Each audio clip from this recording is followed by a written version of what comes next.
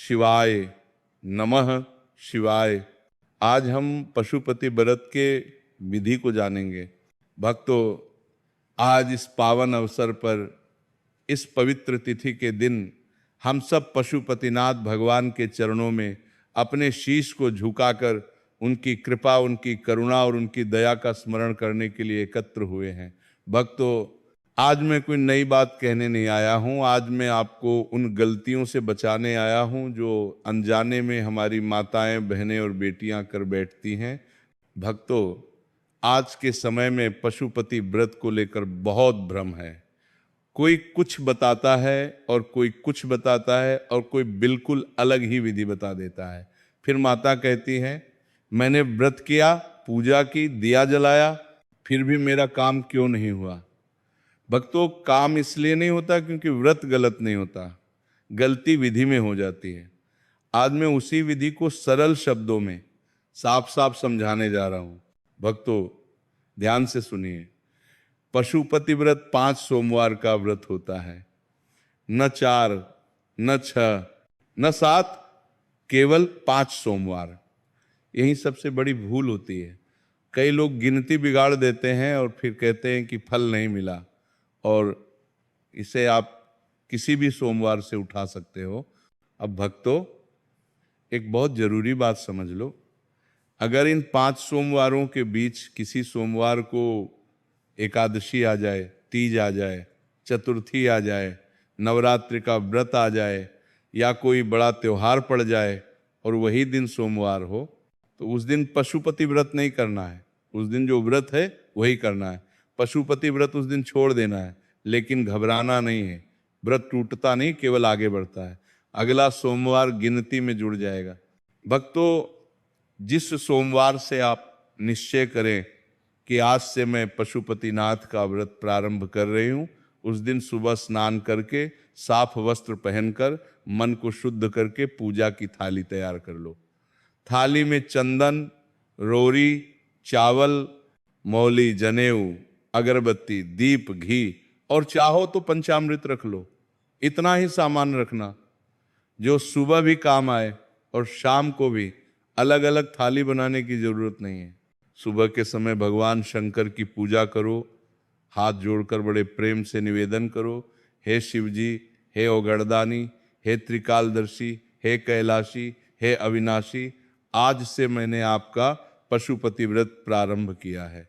बाबा, ये व्रत मैं अपने इस कार्य के लिए कर रही हूँ, आप इसे स्वीकार करना। भक्तों, शब्द नहीं, भावना देखी जाती है। दिल से निकली बात सीधे भोले बाबा तक पहुंचती है। अब भक्तों, शाम की पूजा बहुत ध्यान से समझना। शाम को स्नान की कोई आवश्यकता नहीं है, पंचामृत स्नान की भी आवश्यकता नहीं है। केवल जल का छिड़काव और पंचामृत का हल्का छिड़काव कर देना पर्याप्त है। घर में मीठा बनाओ, 6 घी के दिए रखो और मंदिर जाओ। मंदिर में पहले पूजा करो, फिर प्रसाद को 3 हिस्सों में बांटो। 2 हिस्से मंदिर में ही छोड़ देने हैं और 1 हिस्सा थाली में वापस लेकर आना है। अब भक्तों, दीपक की विधि सुन लो। 5 दीपक ही और दिए गेहूं के आटे का बना लेने चाहिए और फिर जलाने हैं। एक एक दीप जलाते समय अपने मन की बात भगवान शंकर से कहते जाना है। 5 दीप पूरे हो जाए तो 6ठा दीपक नहीं जलाना है। उस 6ठे दीपक को मंदिर में नीचे उतारना जरूरी है और फिर उसे थाली में रख लेना है। यह नियम बहुत महत्वपूर्ण है, इसे हल्के में मत लेना। पूजा करके जब घर लौटो तो घर में प्रवेश करते समय दाहिनी ओर बैठकर उसी दीपक को जला देना है और फिर भगवान शिव से प्रार्थना करनी है, हे बाबा, मेरा ये कार्य सफल कर देना। इसके बाद घर के अंदर प्रवेश करो। भक्तों, अब भोजन का नियम समझ लो। सबसे पहले वही प्रसाद खाना है जो मंदिर से लाए। वो प्रसाद किसी को देना नहीं है, नहीं छोड़ना है। उतना ही प्रसाद लेकर जाना है जितना खाया जा सके। उसके बाद भोजन करो। भोजन में नमक मिर्च का खाना मना नहीं है, बस दिखावा नहीं होना चाहिए। भक्तों, इस व्रत में सुबह फलाहार कर सकते हो और शाम को भोजन कर सकते हो। नियम कठोर नहीं है, भावना शुद्ध होनी चाहिए।